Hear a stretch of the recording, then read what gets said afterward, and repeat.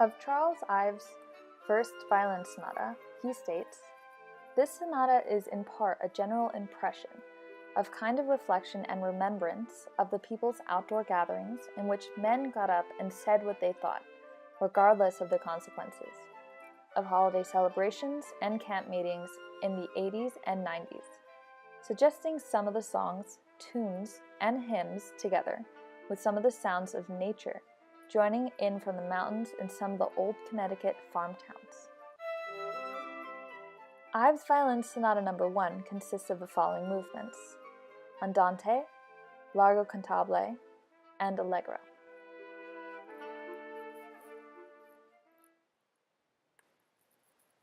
The first movement may, in a way, suggest something that nature and human nature would sing out to each other. Although it is not strongly centered around a dominant tonality, it opens with a clearly stated staccato figure in the piano in F minor that becomes the melodic source for much of the first movement.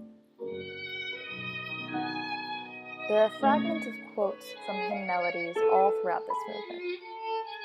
The first movement contains the following borrowed tunes: The Old Oaken Bucket, The Shining Shore, Bringing in the Sheaves, and others.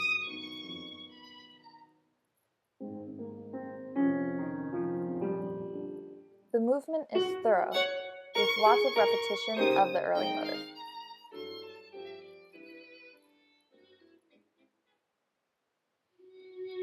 The second movement begins very serene, but progressively builds into more. The piano becomes more agitated, which then leads to a lengthy forte section. While this is happening, though, the violin continues with its soft melody. It is not until the piano finally dies down and returns to pianissimo, where the violin's melody is heard once again. This then brings back the quiet serenity that we began with at the beginning of this movement.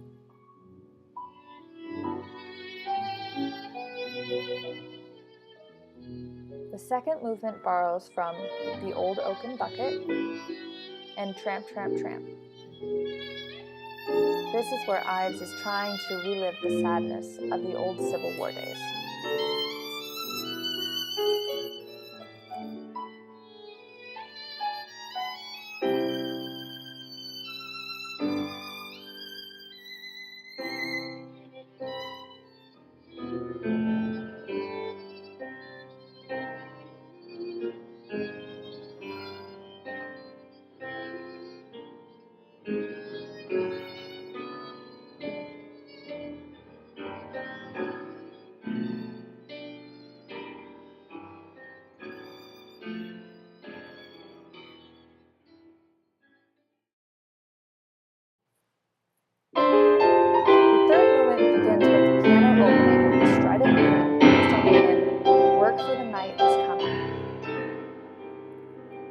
The violin then joins to bring in a very full development of the melody.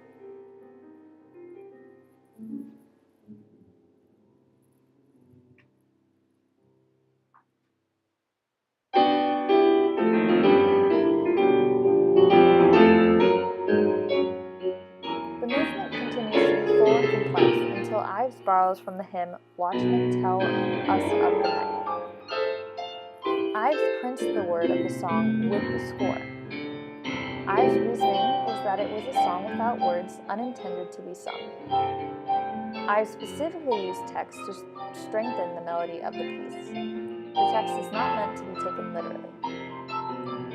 Ives later reworked this movement for the first movement of his Fourth Symphony.